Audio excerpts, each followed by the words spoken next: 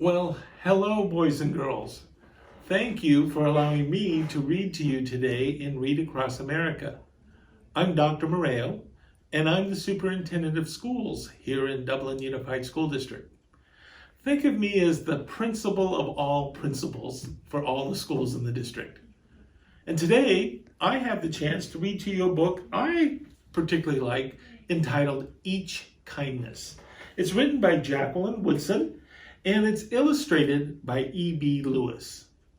And as we get into the book, what I'd like you to think about is kindness. What is something you have done to be kind, and how can you be kind? So let's take a journey into this particular story. Each Kindness. The winter snow fell on everything, turning the world a brilliant white. We don't get much snow around here, do we? One morning, as we settled into our seats, the classroom door opened, and the principal came in. She had a girl with her, and she said to us, "This is Maya." Maya looked down at the floor. I think I heard her whisper, "Hello?" We all stared at her. Her coat was open, and clothes beneath it looked old and ragged. Her shoes were spring shoes, not meant for the snow. A snap on one of them had broken. Our teacher, Mrs. Albert, said, "Say good morning to our new student."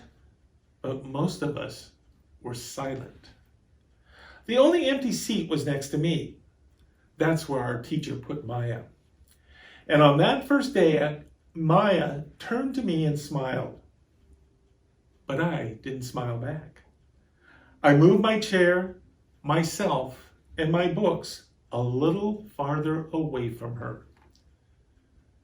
When she looked my way, I turned to the window and stared out at the snow. And every day after that, when Maya came into the classroom, I looked away and didn't smile at Maya. Oh my, think about how you might be feeling right now. My best friends that year were Kendra and Sophie. At lunchtime, we walked around the schoolyard, our fingers laced together, whispering secrets into each other's ears. One day, while we were near the slide, Maya came over to us. She held open her hand to show us the shiny jacks and tiny red ball she had gotten for her birthday. "It's a high bouncer," she said. But none of us wanted to play. So Maya played a game against herself. Are you thinking about kindness? That afternoon, when we got back into the classroom, Maya whispered to me, "Bet you can't guess who the new Jacks champion of the world is."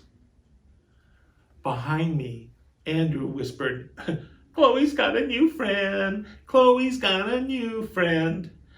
"She's not my friend," I whispered back. Oh my. The weeks passed. Every day we whispered about Maya, laughing at her clothes, her shoes, the strange food she brought for lunch. Some days, Maya held out her hand to show us what she had brought to school. A deck of cards, pickup sticks, a small tattered doll. Whenever she asked us to play, we said no.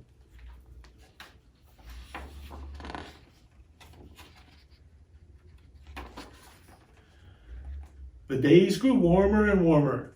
The pond thawed. Grass began growing where snow had been. One day, Maya came to school wearing a pretty dress and fancy shoes. But the shoes and the dress looked like they belonged to another girl before Maya.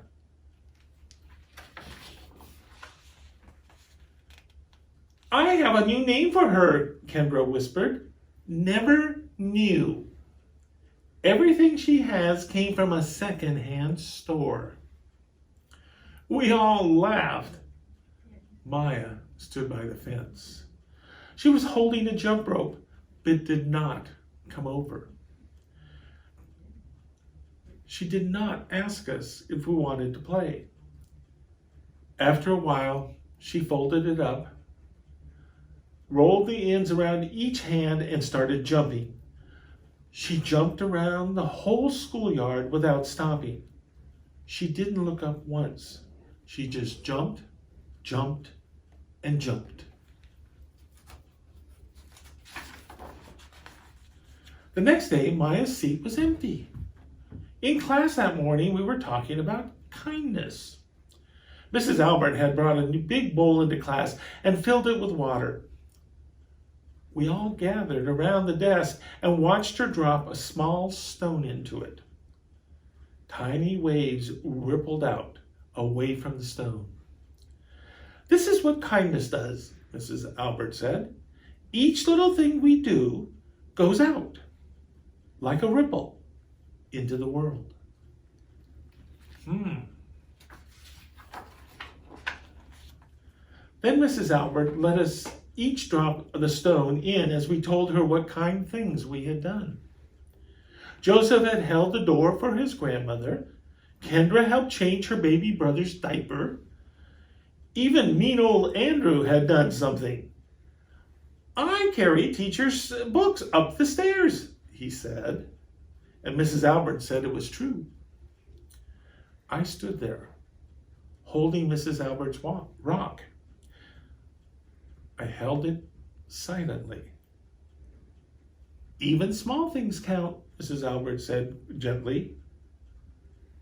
But I couldn't think of anything and passed the stone on.